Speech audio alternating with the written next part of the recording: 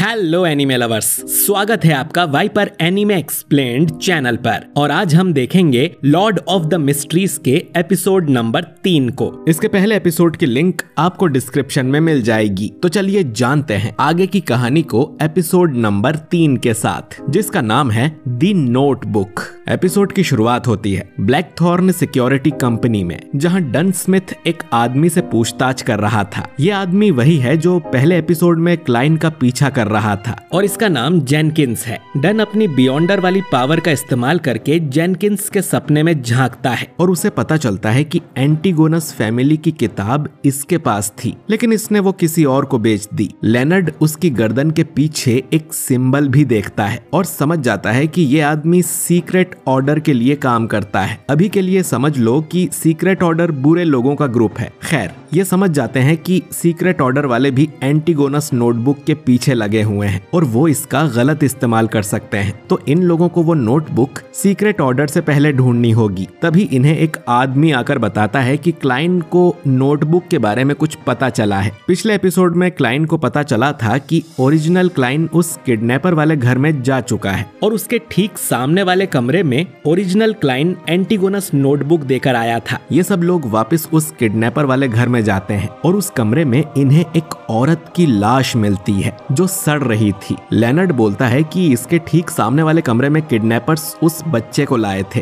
कितने इत्तेफाक की बात है, इन्हें कमरे में कोई नोटबुक नहीं मिलती और जिस औरत की यहाँ लाश पड़ी है इसका एक बेटा भी है, रे बीबर। तो इन्हें लगता है कि वो ही नोटबुक लेकर भागा होगा। ये अब क्लाइन से कहते हैं कि वो अपनी पावर का यूज करके रे बीबर की लोकेशन का पता लगाए। क्लाइन अपनी पावर यूज करता है, लेकिन उसकी छड़ी कमरे में घूमने लगती है और वो क्लाइन को ही मारने की कोशिश करती है, लेकिन डन उसे पकड़ लेता है और बोलता है कि कोई दूसरी शक्ति क्लाइन के काम में टांग अड़ा रही है, तो इन्हें किसी दूसरे तरीके से रे बीबर की लोकेशन पता करनी होगी। इसके बाद हम डन और क्लाइन को चाइनीस गेट के सामने देखते हैं, जहां डन क्लाइन के नए सूट की तारीफ करता है और उसे एक पेंडुलम भी देता है जो कि उसकी पावर यूज करने में हेल्प करेगा। डन बताता है कि होली कैथेड्रल से उन्हें परमिशन मिल गई है कि वो ग्रेड 2 का सील्ड आर्टिफैक्ट यूज कर सकते हैं। दोस्तों, सील्ड आर्टिफैक्ट्स पावरफुल आइटम होते हैं जिन्हें बियॉन्डर किसी टूल की तरह यूज कर सकते हैं और इस आर्टिफैक्ट का यूज ये लोग रे बीबर को ढूंढने में करने वाले थे। ये आर्टिफैक्ट बैकलैंड वाले ऑफिस में था और वहां से इनके शहर टिंगेन लाया जा रहा था। बैकलैंड से 3 लोग उस आर्टिफैक्ट को लेकर आते हैं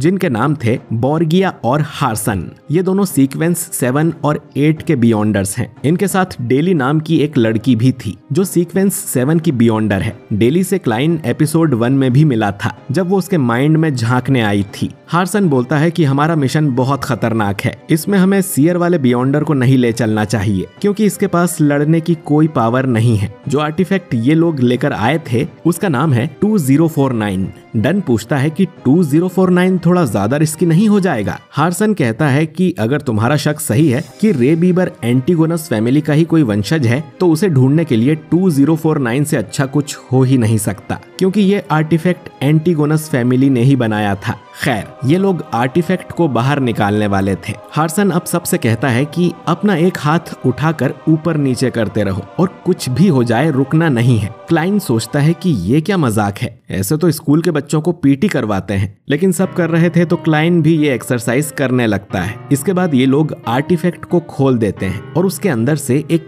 जोकर जैसा पपेट निकलकर बाहर आता है, जो शुरू में तो क्लाइन को बहुत क्यूट लगता है, लेकिन ये पपेट क्लाइन पर ही हमला कर देता है। क्लाइन का पूरा शरीर पैरालाइज हो गया था, जैसे वो भी एक कठपुतली बनने वाला हो। पर तभी लेनर्ड पीछे से धक्का देकर क्लाइन को नॉर्मल कर देता है। ये डॉल असल में लोगों को पपेट बनाकर कंट्रोल कर सकता है। ये अपने आसपास 5 मीटर के दायरे में किसी भी इंसान को अपना टारगेट बना सकता है, लेकिन एक मामूली धक्का देकर उस इंसान को डॉल के चंगुल से निकाला जा सकता है, जैसे अभी लेनर्ड ने किया। ये डॉल अब क्लाइन के पीछे पड़ जाता है। डन कहता है कि क्लाइन के पास एंटीगोनस की नोटबुक थी, शायद उसी लिए ये डॉल क्लाइन की तरफ अट्रैक्ट हो रहा है और इतने में वो डॉल डन को भी अपना टारगेट बना लेती है और डेली धक्का मार के उसे नॉर्मल कर देती है। इसीलिए ये लोग अपना हाथ ऊपर नीचे कर रहे थे ताकि अगर ये डॉल किसी को कंट्रोल करने की कोशिश करे तो बाकी लोगों को पता चल जाए और वो धक्का मार के उसे बचा लें। लेनर्ड अब डॉल के सामने रे बीबर का कोट पटक देता है, जिसे देख ये डॉल गुस्सा हो जाता है और ये बात कंफर्म हो जाती है कि रे बीबर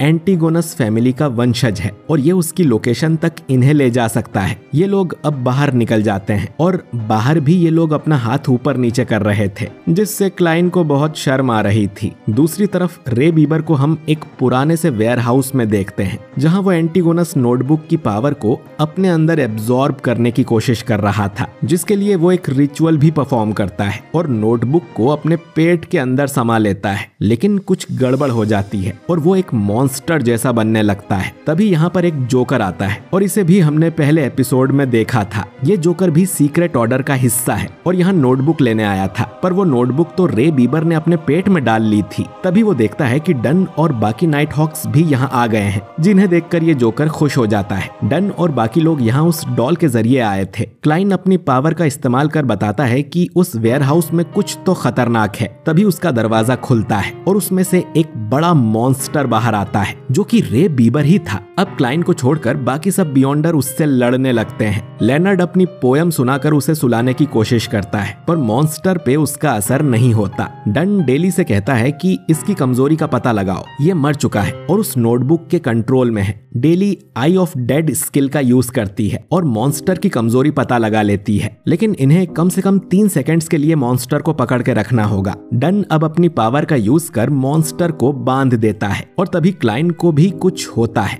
और उसे मॉन्स्टर के पेट में वो नोटबुक दिखने लगती है। मॉन्स्टर के अंदर से अब स्पाइक्स निकलने लगते हैं, जिनसे डन और लेनर्ड घायल हो जाते हैं और मॉन्स्टर इनकी पकड़ से छूट रहा था। तो क्लाइन अब नाइट स्लम्बर नाम की स्किल यूज करता है और उस मॉन्स्टर को सुला देता है। डेली अब उस मॉन्स्टर के पास जाके उसे गुब्बारे की तरफ फोड़ देती है, पर इसमें डेली भी घायल हो गई थी और उसे हीलिंग पोशन देके ठीक किया जाता है। खैर, क्लाइन अब उस एंटीगोनस नोटबुक को उठा लेता है और तभी वो जोकर पीछे से आकर नोटबुक छीनने की कोशिश करता है, लेकिन डन उसे गोली मार देता है। पर ये सिर्फ एक छलावा था। डन क्लाइन से कहता है कि नोटबुक को छुपा लो और 2049 के पास बिल्कुल मत जाना। ये जोकर सीक्वेंस 7 का बियॉन्डर था, यानी वो इन सबसे ज्यादा स्ट्रॉन्ग था। वो अकेला ही इन सब पे भारी पड़ने लगता है और ये फाइट सीन कमाल का था। वो बिल्कुल किसी सर्कस के जोकर की तरह कलाबाजियां दिखा रहा था और कोई अटैक उसे छू भी नहीं पा रहा था, लेकिन क्लाइन की गोली उसके पेट में लग जाती है। पर वो जोकर उस घाव को अपने पेट से अपने हाथ में ट्रांसफर कर लेता है। इसके बाद वो सबको चकमा देते हुए 2049 का बॉक्स खोलकर उसे आजाद कर देता है, जो बाहर आते ही सबको फ्रीज कर देता है और उन्हें पपेट बनाने लगता है। वैसे तो वो एक साथ 2 लोगों को ही कंट्रोल कर सकता है, लेकिन एंटीगोनस नोटबुक की वजह से उसकी पावर और भी बढ़ गई थी। क्लाइन सोचता है कि उसे कोई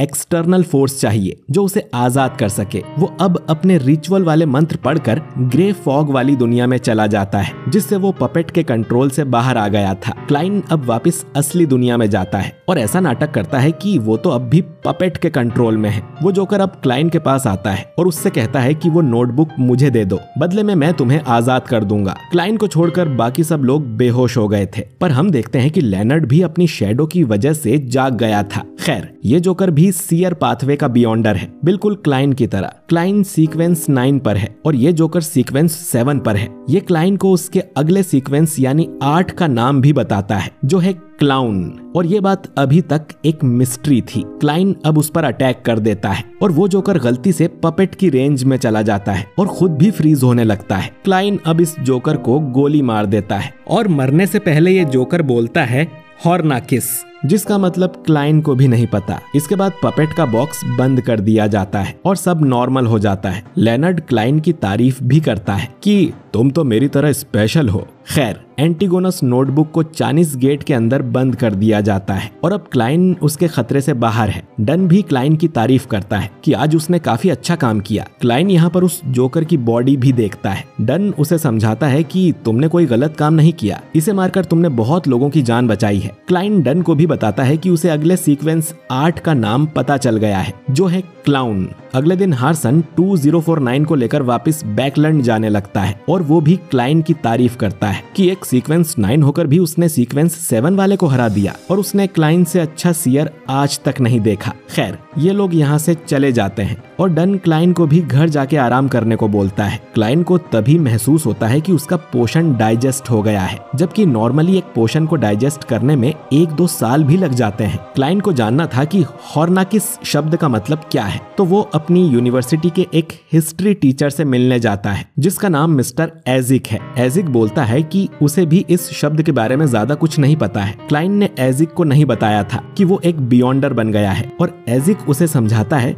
कि वो थोड़ा संभल कर रहे। क्लाइंट यहाँ से चला जाता है और हम देखते हैं कि एजिक कोई मामूली टीचर नहीं है, उसके शैडो में से एक स्केलेटन बाहर निकल कर आता है और ये एपिसोड यहीं पर एंड हो जाता है। इस बारे में भी हम आगे जानेंगे। तो दोस्तों, ये एपिसोड आपको कैसा लगा? अब देखो, इन एपिसोड्स की पेसिंग्स बहुत ज्यादा तेज है, यानी सब कुछ बहुत जल्दी जल्दी हो रहा था, जिससे लोग समझ ही नहीं पा रहे थे कि इस एनिमे के अंदर चल क्या रहा है। इसका कारण है कि स्टूडियो को डेडलाइन दी गई थी कि उन्हें ये जोकर वाली फाइट कैसे भी करके तीसरे एपिसोड में दिखानी होगी, वरना लोग इस एनिमे को बोरिंग समझ के देखना ही छोड़ देंगे। इसी रीजन से इन 3 एपिसोड में सब कुछ इतना जल्दी जल्दी हो रहा था। नॉवेल से कई सारी चीजें एनिमे के अंदर दिखाई ही नहीं गई हैं, जैसे कि एनिमे के अंदर क्लाइंट तुरंत फैसला कर लेता है कि उसे सीयर बनना है, जबकि नॉवेल में उसने कुछ दिनों तक आराम से सोचा था। तो अगर आपको कुछ समझ नहीं आया तो इसमें आपकी गलती नहीं है। और ऊपर से क्रंची रोल वालों ने सबटाइटल्स भी गलत लिखे हैं, तो अगर मुझसे कहीं गलती होती है तो उसका जिम्मेदार मैं नहीं हूँ। लेकिन अब एपिसोड 4 में सब ठीक हो जाएगा, पेसिंग को थोड़ा स्लो कर दिया जाएगा और चीजें ढंग से एक्सप्लेन की जाएंगी। बल्कि स्टूडियो के हिसाब से तो अगले एपिसोड की एनिमेशन क्वालिटी और भी अच्छी होगी, जबकि मुझे तो इन 3 एपिसोड्स की क्वालिटी भी एकदम गॉड लेवल लगी है। खैर, अब तो इस एनिमे मतलब डोंगुआ में और भी मजा आने वाला है। अगर आप चाहते हैं कि मैं इसका अगला एपिसोड भी एक्सप्लेन करूं तो कमेंट करिए द क्लाउन। वीडियो अच्छा लगा हो तो इसे लाइक और शेयर कीजिए, और अगर आप हमारे चैनल वाइपर एनीमे एक्सप्लेन्ड पर नए हैं तो हमारे चैनल को सब्सक्राइब करके बेल आइकन जरूर दबाइए। मैं मिलता हूं आपसे बहुत ही जल्द अगले वीडियो के साथ। शुक्रिया।